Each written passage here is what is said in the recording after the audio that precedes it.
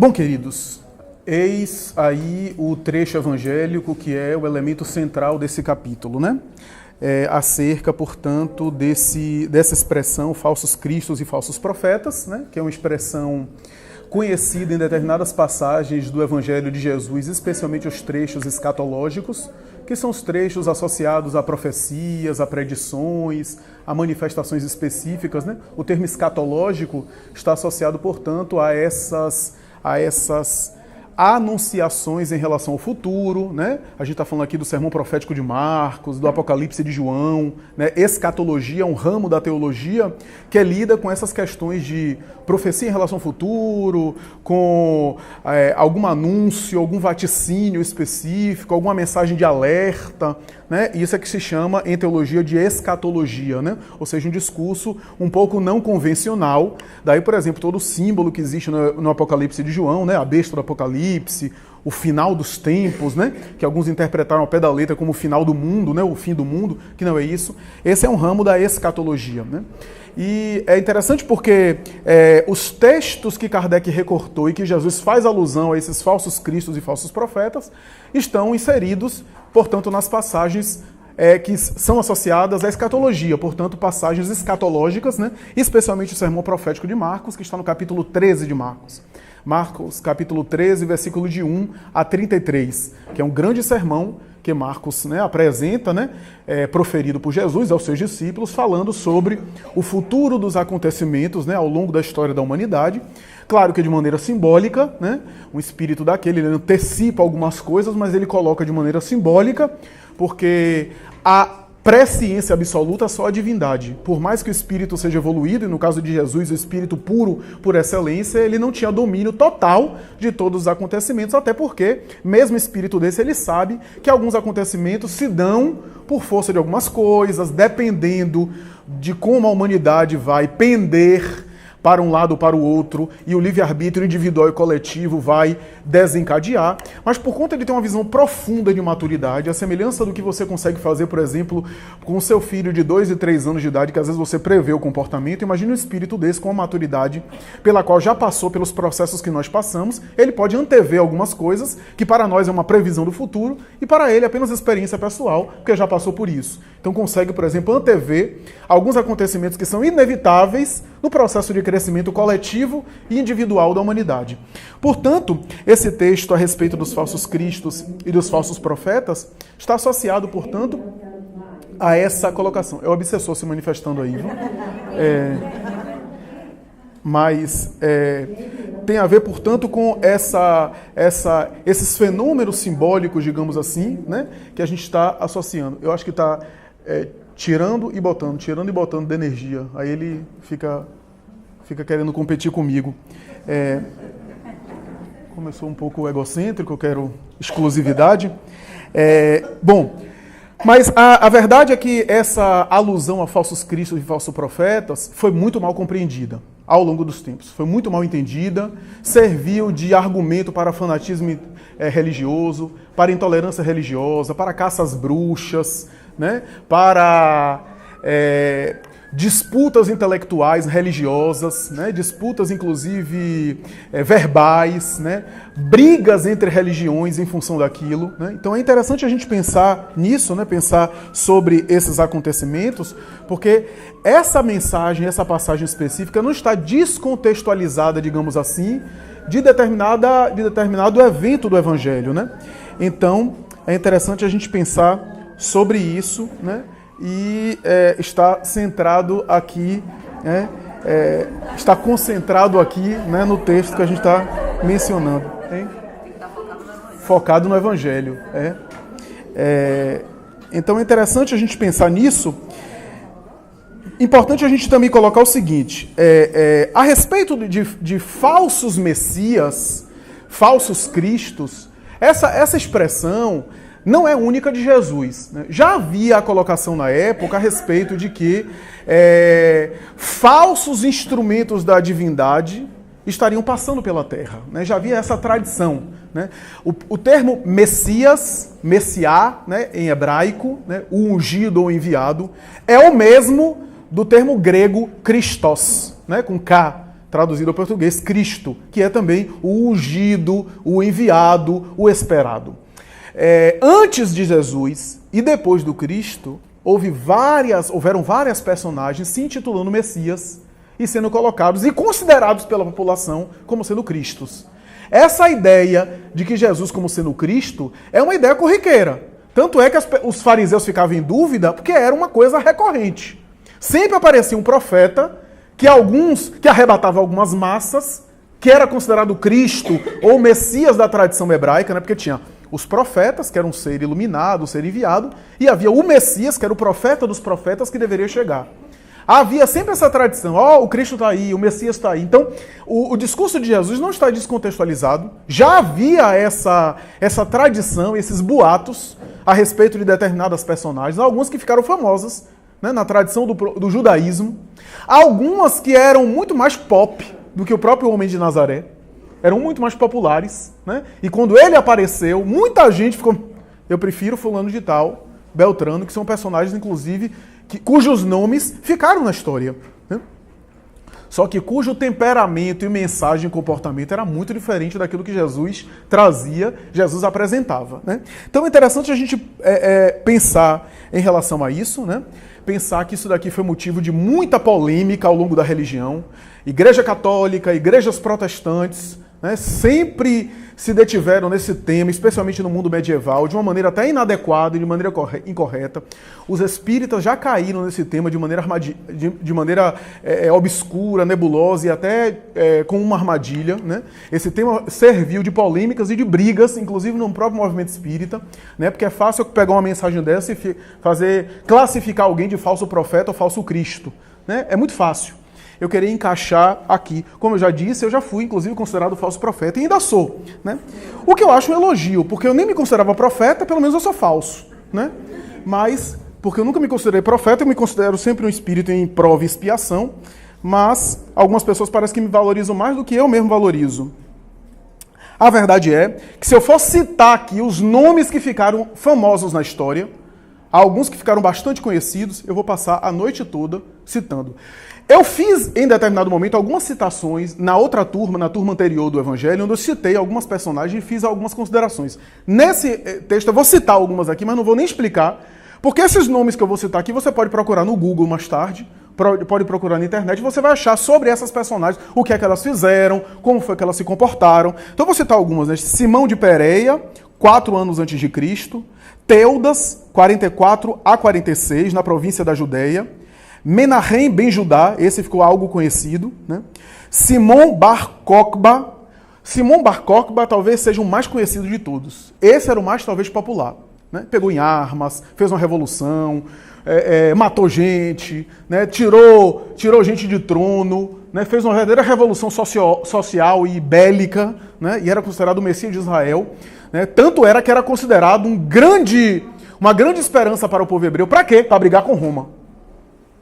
Para expulsar Roma de dominar Israel, porque a ideia dos hebreus era o quê? O Messias particular para o povo. Era essa a ideia. A tradição falava isso, né? A cultura popular esperava um Messias que deveria privilegiar aquele povo que era chamado povo eleito. Eles não entendiam que povo eleito era povo eleito de responsabilidade, porque recebeu uma série de contribuições da divindade em detrimento de outros povos, monoteísmo, profecia, informações mediúnicas, uma série de contributos espirituais e culturais que as outras nações não tinham. Por quê? Porque Israel tinha uma missão. A gente já falou isso. Todo país, toda nação tem uma missão. Não sei se cumpre bem. Na maioria das vezes, não. O Brasil também tem uma missão, mas é bom a gente não comentar isso agora.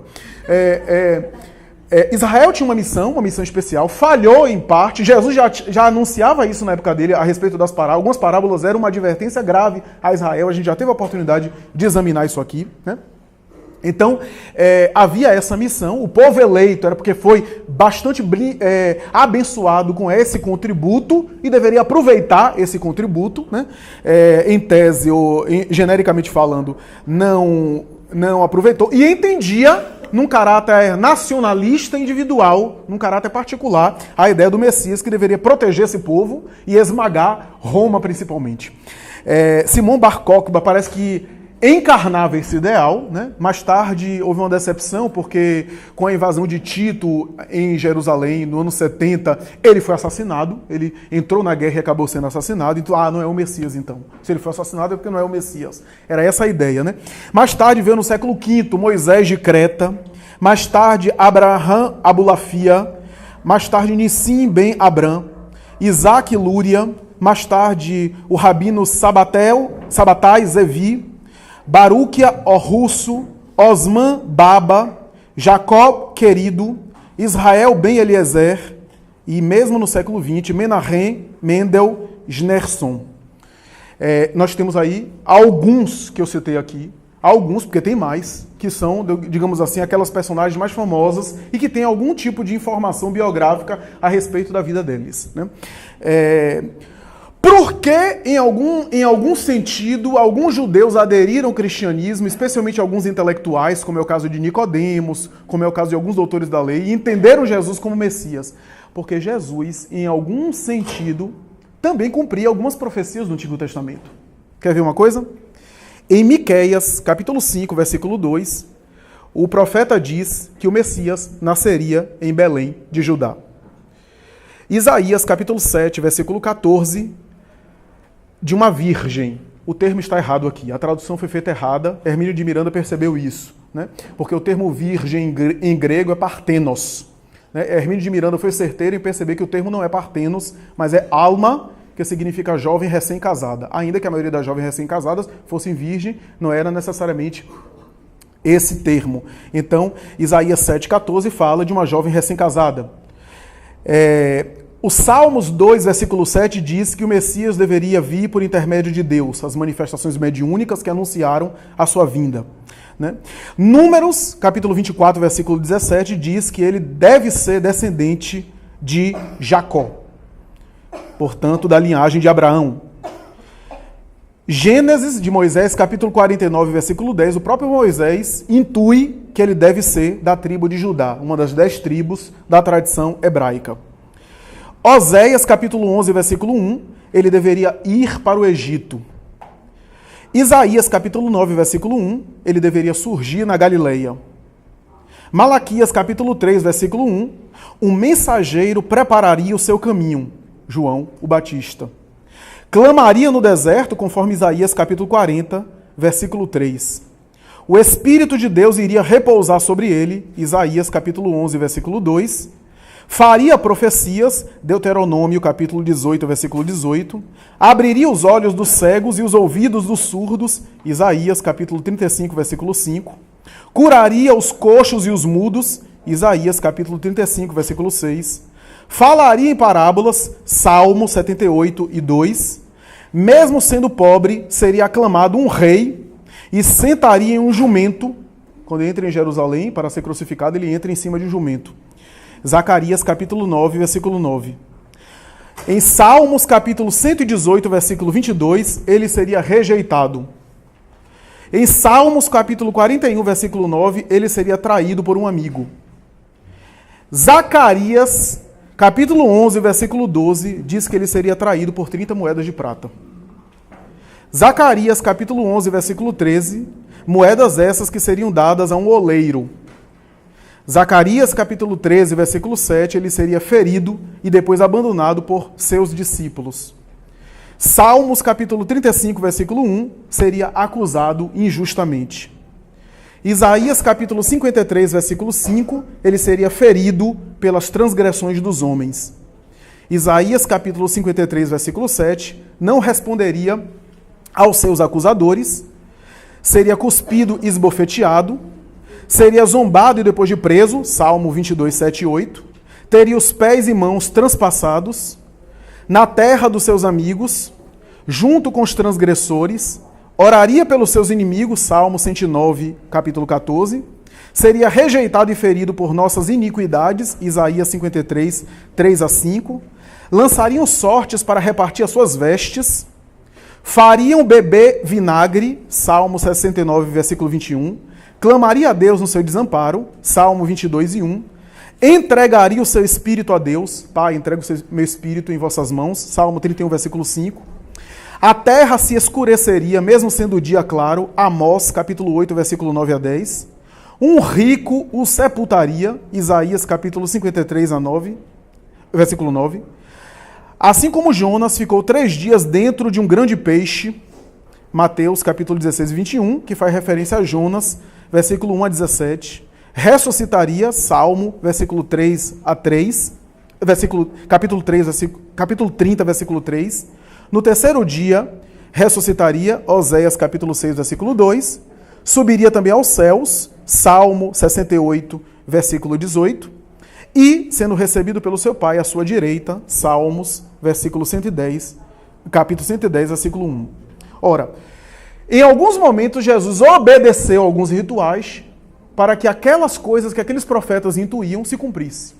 Tanto é que ele fala ao Batista, quando o Batista diz a ele, você é que deveria me batizar. Eles, não, faze-o tu, porque é assim que está escrito nas Escrituras. Embora ele estivesse muito acima dessas coisas, entrar no jumento em Jerusalém. Né? Os grandes conquistadores não entravam com jumento. Então era uma forma de alguma forma, estar ali, né, ratificando a ideia. O Messias deveria pregar o salmo, deveria cantar o salmo do Messias. Né? Ele, Deus, por que me abandonaste? Né? Salmo 22. Do Antigo Testamento, e assim por diante. Então, a interpretação teológica mais rasa e mais corrente é o seguinte, os falsos profetas, essa mensagem são para os sacerdotes e pregadores, são para os pregadores, para os sacerdotes, os exegetas, aqueles que têm o domínio da letra sagrada e que divulgam as doutrinas, né, a doutrina do Cristo ou as verdades espirituais. Esses sacerdotes, para distinguir o bom do mal, ensinam doutrinas erradas. Essa é a conclusão das religiões. Ensinam doutrinas erradas, e aí se gerou tudo que a gente está vendo aí. Tudo que a gente viu ao longo da história. Intolerância, fanatismo, né? Acusações, debates intelectuais. O que é que está certo do que não está certo na teologia? O texto não fala isso. O texto do Evangelho não fala que o falso Cristo ou falso profeta vai ser distinguido do verdadeiro profeta porque ensina coisas, mas pelo fruto que dá. Isso é uma coisa que passou despercebida ao longo dos tempos. Não é por aquilo que eles ensinam. Mas você vai ver que essas coisas se conjugam lá na frente. O erro é entender que o fruto era só a mensagem. O fruto é muito mais profundo, como a gente observou aí. Até porque o fruto é resultado de uma árvore boa ou má. Então a árvore que tinha que ser boa ou má, para que o fruto fosse bom ou mau. Então isso daqui a gente inclusive não falou. Mas o que é que a gente falou na semana passada? Que os frutos não são obras. Entendeu-se também que os frutos, em alguma medida, até alguns autores espíritas entenderam que os frutos são as obras. Né? Mas como o texto fala que seduzirão a muitos, muita gente faz obras com outras finalidades. A obra é até bonita, mas engana muita gente. Ilude muita gente e encaminha muita gente ao abismo. Por causa das obras. Porque que obra maravilhosa. Mas o que é que está por detrás da obra? E o que é que o obreiro da obra faz com a obra? Não que a obra não seja boa. Às vezes a obra é relevante. Mas mais do que a obra, é a obra que Deus faz em mim através da obra que eu faço. Porque mais do que a obra que vai ser por meio intermédio, vai ser a obra que vai ser feita em mim e não através de mim. A obra que é feita através de mim é parte, mas é menor do que a obra que Deus vai fazer em mim, enquanto eu faço a obra.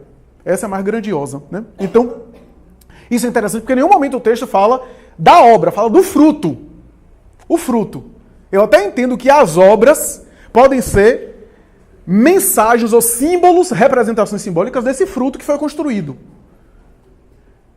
Pode ser até reflexo desse fruto, mas não necessariamente. A obra é parte do processo.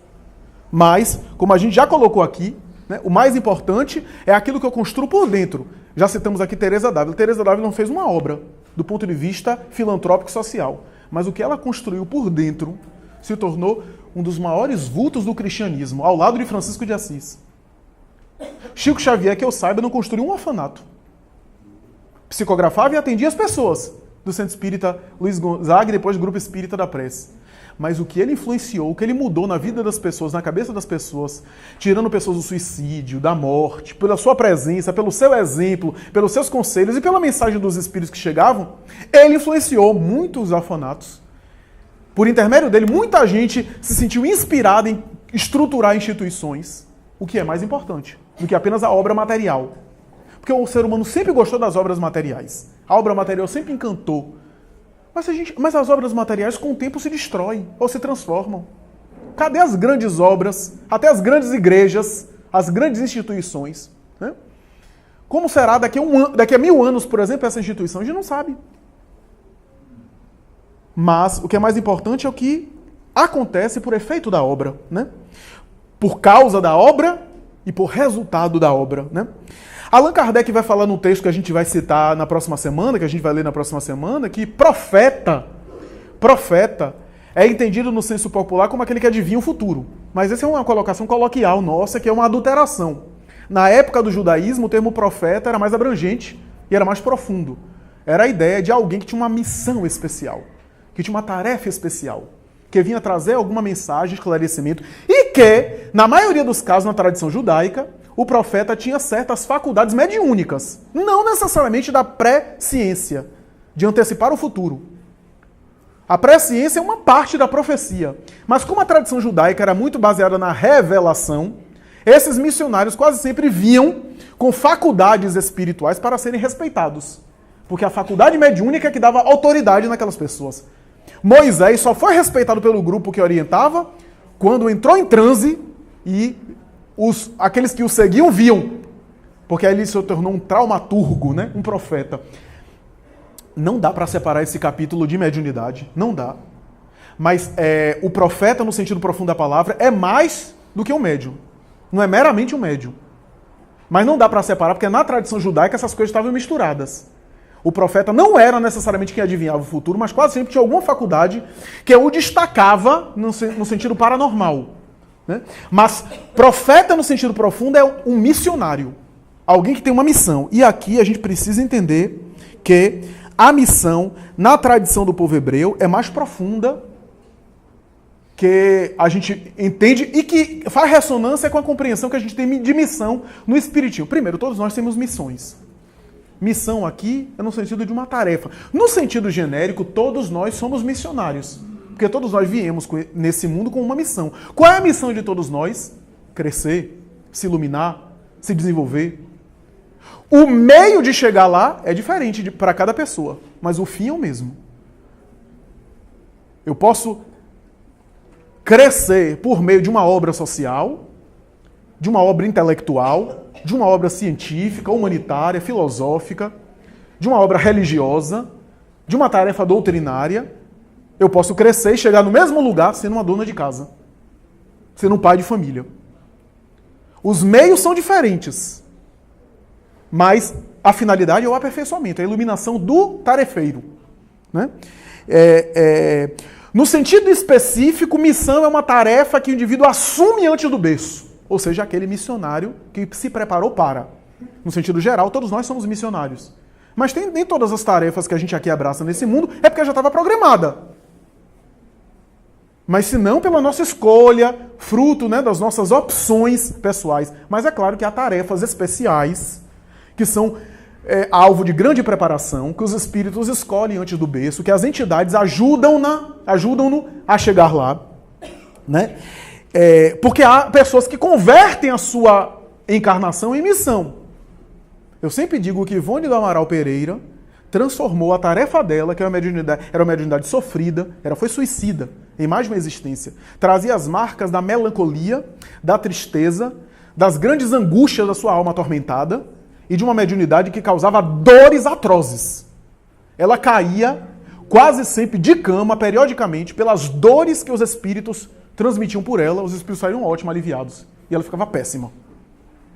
E como ela era uma suicida, vindo de uma região dolorosa do mundo espiritual pelo suicídio que cometeu, ao reencarnar, é óbvio que ela trazia uma certa afinidade com aqueles com os quais conviveu pelo suicídio.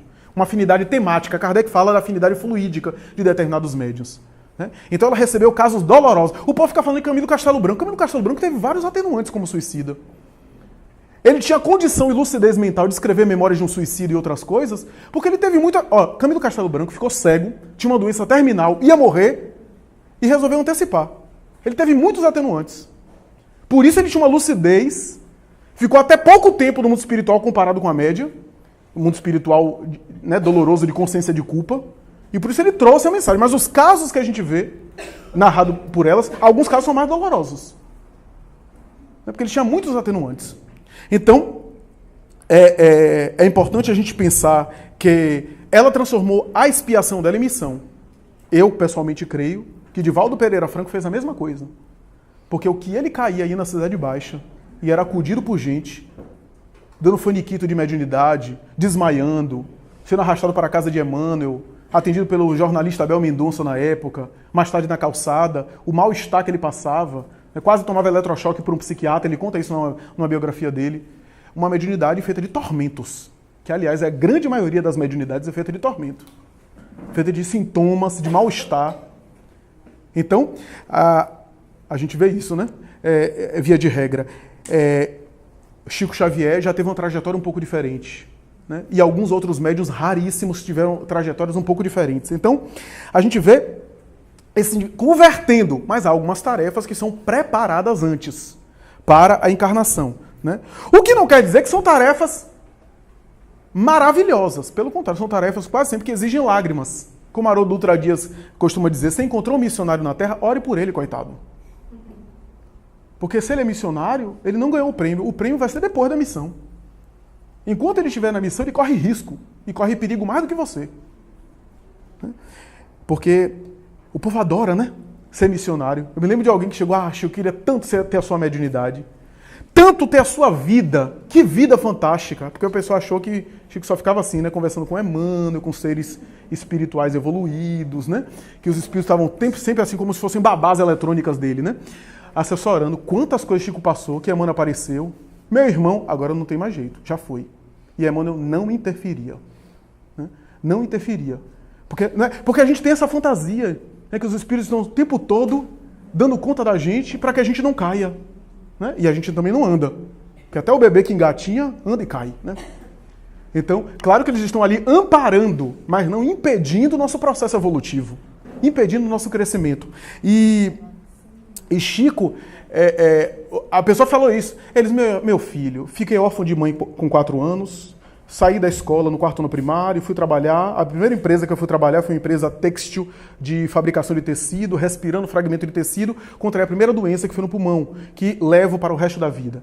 Mais tarde, trabalhando no armazém, com trabalhos pesados, eu contraí a primeira hérnia, que me acompanhou a vida inteira. Mais tarde, problema de próstata, bexiga urinária, problema cardiopata, catarata, sou cego praticamente da visão direita, 70% eu não tenho da visão esquerda. E começou a falar, contraí tuberculose em contato com os pobres, contraí tal e tal doença, eu sou perseguido por encarnados, tenho processos, né, de ataques e de assédios espirituais.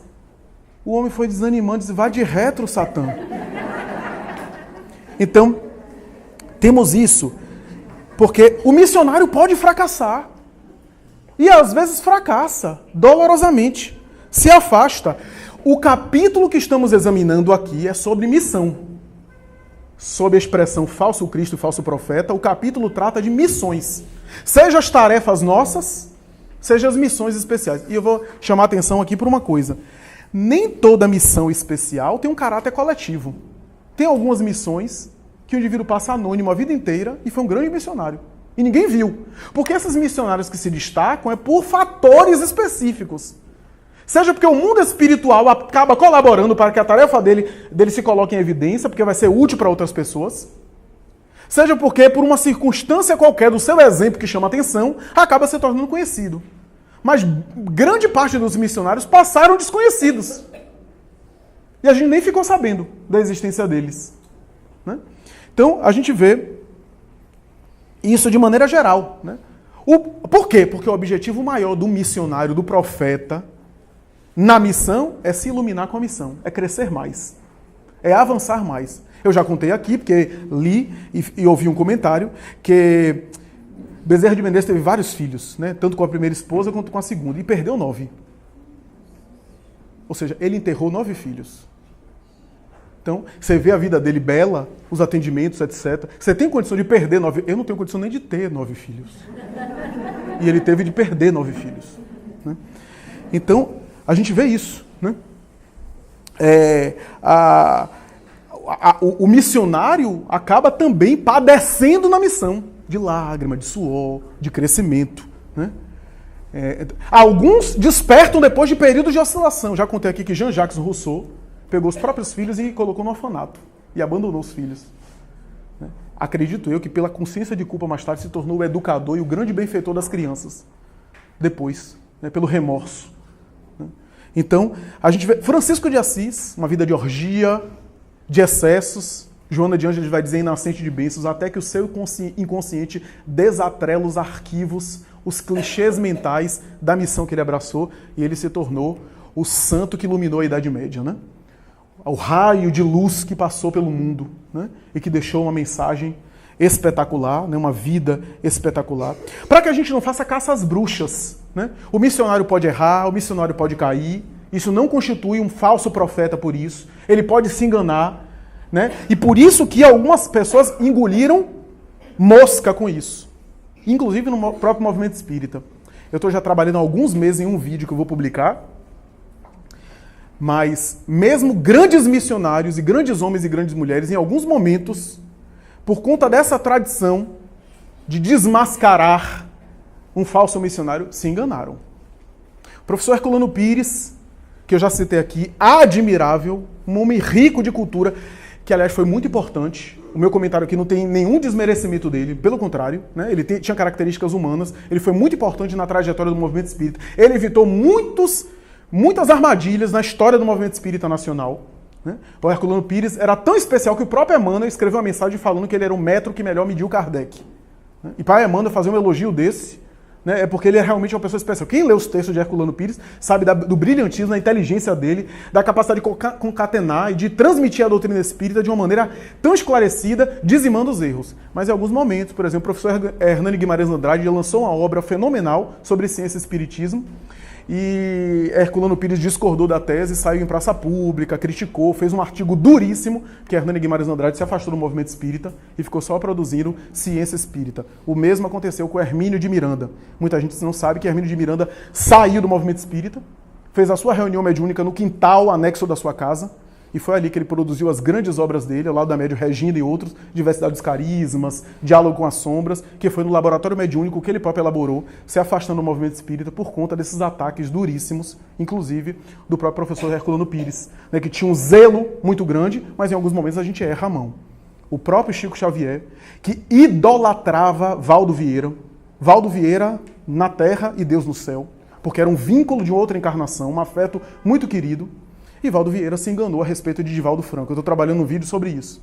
Se enganou e achava que Divaldo Franco era um impostor, uma farsa. E Chico idolatrava tanto, primeiro porque tinha uma dívida de gratidão com o Valdo Vieira, né? Porque foi graças a Valdo Vieira que Chico saiu de Pedro Leopoldo. Chico estava sofrendo muito, a família sendo criticada, o sobrinho se suicidou, depois de criticar o espiritismo, as pessoas responsabilizavam ele. Ele não queria mais ficar junto à família para que a tarefa mediúnica dele não recaísse sobre a família, como Jesus fez, saiu de Nazaré e nunca mais voltou para a cidade de Nazaré. Ele resolveu sair, mas não tinha como sair. Foi Valdo Vieira que ajudou ele a sair, colocou ele em Uberaba, arranjou residência, etc. Realmente ajudou Chico nesse sentido. Chico tinha uma dívida de gratidão muito grande com Valdo Vieira. O que Valdo Vieira falasse era verdade. E Valdo Vieira não suportava Divaldo Franco.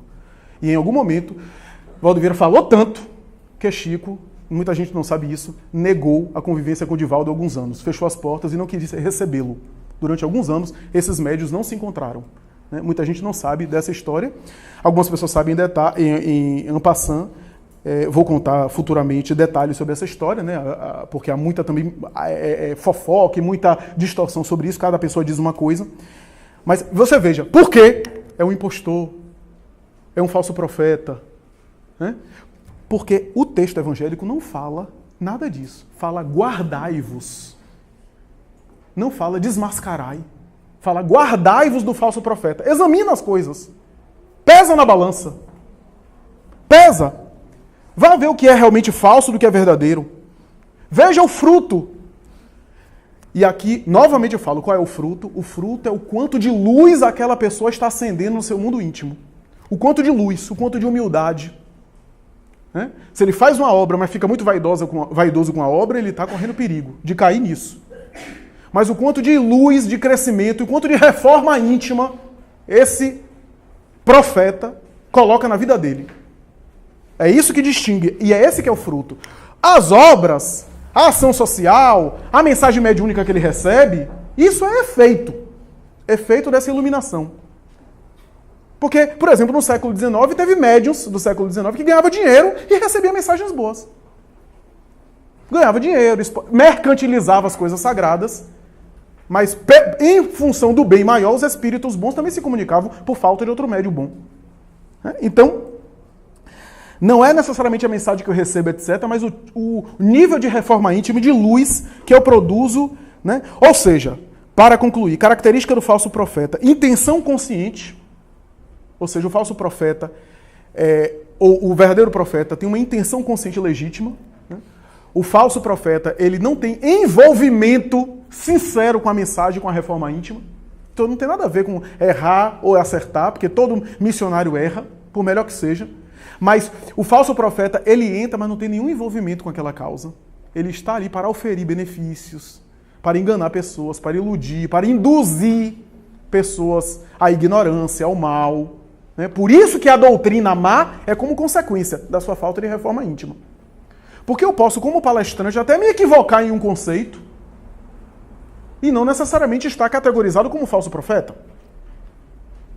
Mas se eu estou com o coração sintonizado com outros interesses, com outra intenção, eu vou ensinar de propósito e sabendo que eu estou ensinando o erro para manipular as pessoas. A gente vê isso em várias religiões, né? Em várias tradições religiosas. Então,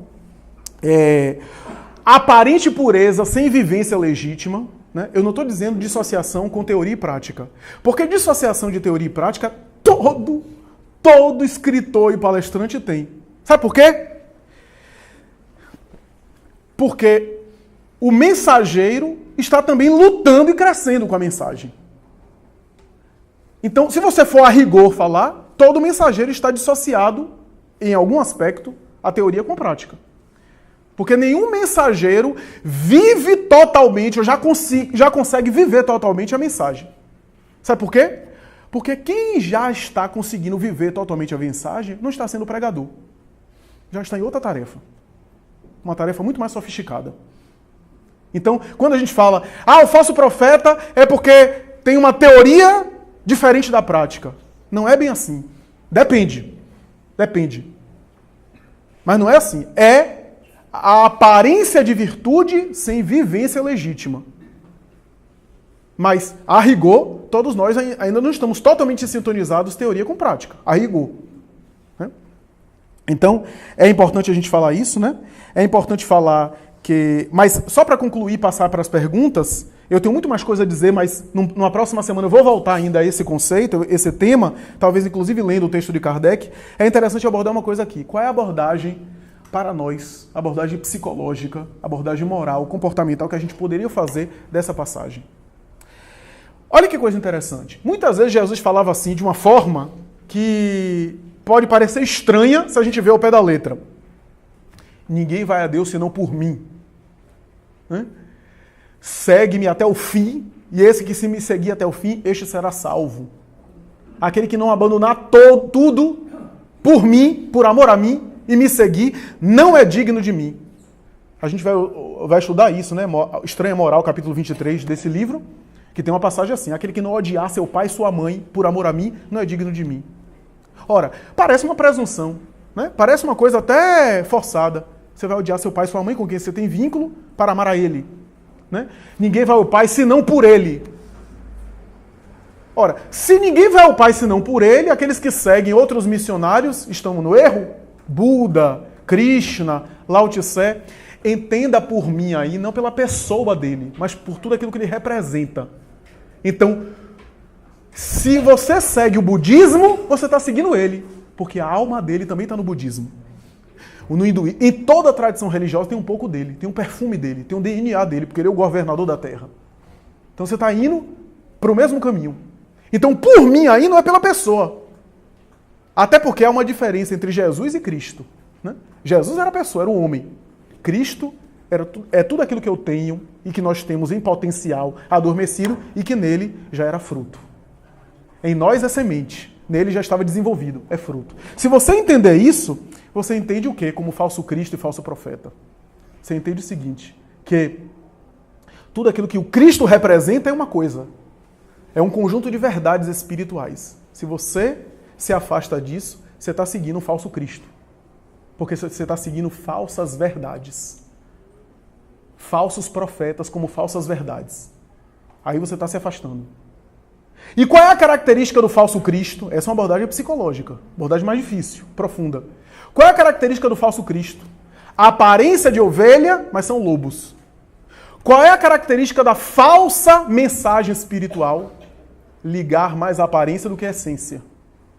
Todo o conteúdo espiritual que lhe induza mais a aparência do que a essência, que você se preocupe mais com o aparente do que com a essência, do que com a sua iluminação, é um falso Cristo. É um falso profeta. Então é interessante a gente pensar nisso, porque essa é a ideia. Tem muito mais coisa aqui rica que eu quero dizer, mas senão não vai sobrar tempo para a gente aqui dialogar, né? É importante a gente dizer isso, é importante a gente dizer que a missão do verdadeiro profeta vai além da aparência, vai além de um missionário que chama atenção, que é glamour, mas é algo que principalmente ilumina o missionário. Só para citar, quem leu Renúncia, da obra do Espírito Emmanuel, vai ver um dos espíritos mais iluminados reencarnar na Terra, reencarnando, que é a personagem principal, reencarnando numa missão familiar, numa missão particular, num grupo reduzido, para ajudar aqueles espíritos com os quais ela estava ligada. E era um espírito dos mais elevados. Para a gente não pensar que o missionário só é aquele que vai aparecer, que vai ter milhões de seguidores no Instagram. Jesus só tinha 12 no Instagram, seguindo ele. E durante o período, alguns deixou de seguir, bloqueou ele. Então, é importante a gente pensar sobre isso, né? Porque vai além das aparências, né? É a força daquilo que o missionário vem trazer, né? Principalmente em relação a ele mesmo. Vamos abrir aí para... Eu queria comentar essa parte do perseverar até o fim. Emmanuel tem uma mensagem na obra Pão Nosso que chama Até o Fim, e ele fala que esse até o fim, que fim é esse? O fim da vida, o fim da superação da prova, mas o fim está relacionado com a finalidade do próprio ser humano, que é ter essa comunhão perfeita que o Cristo apregoou, né? Eu achei interessante Jesus citar isso nesse contexto dentro dos falsos cristos e falsos profetas, porque até que nós alcancemos o fim, a grande finalidade, nós teremos imperfeições.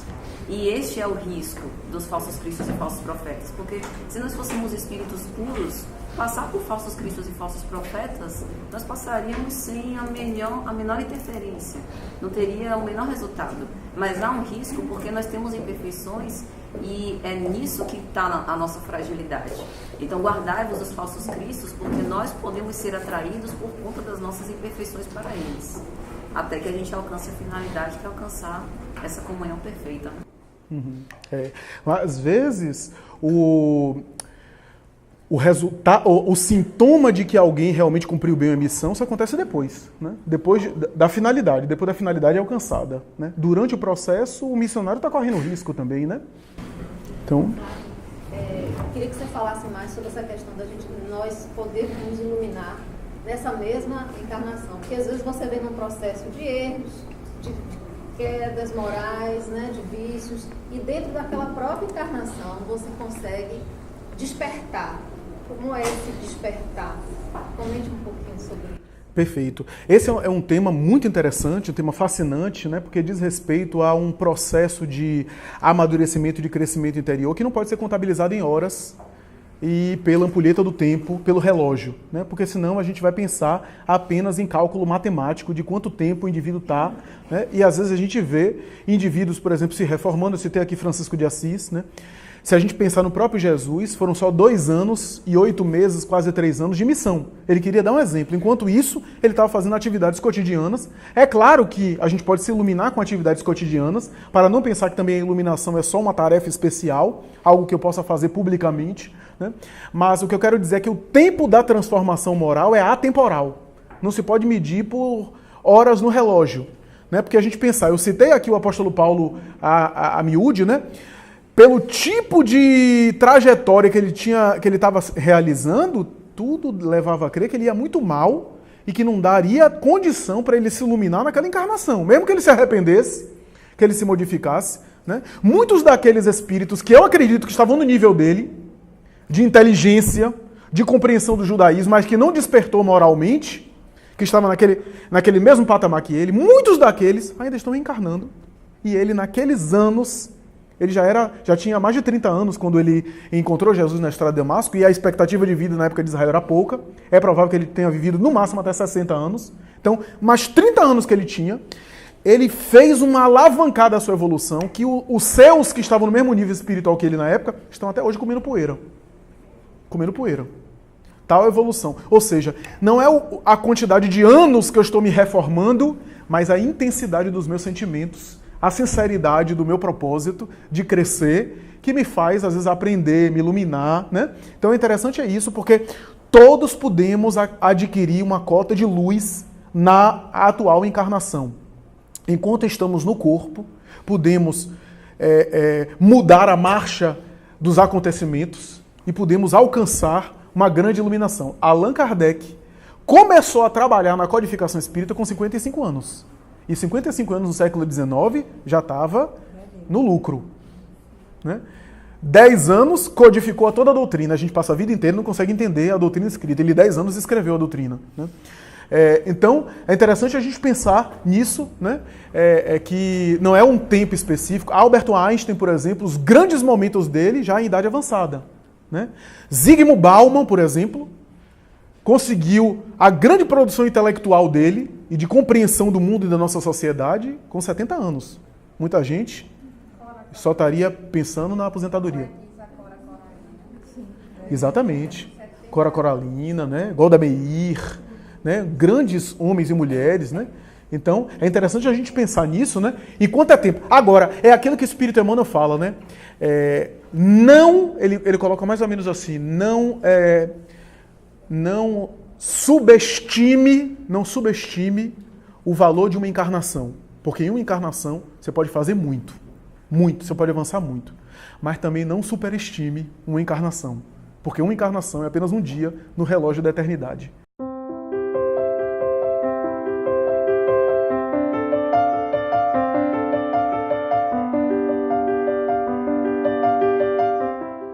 No item 132 do Livro dos Espíritos, Kardec pergunta qual é o objetivo da encarnação dos espíritos. E os espíritos respondem: alguns vêm em prova, outros em expiação e outros em missão. Mas todos concorrem com o conjunto que toca na obra da criação. O que isso quer dizer? Isso quer dizer que, quando a gente fala em missão, no sentido genérico que eu falei, todos nós temos tarefas específicas, especiais, particulares, que dizem respeito ao nosso aprimoramento. Nesse sentido, todos nós temos missões. Né? Agora, quando fala no sentido assim específico, quando normalmente a gente cita um missionário, quer dizer aquele espírito que vem com uma tarefa especial. Claro que essas coisas se misturam.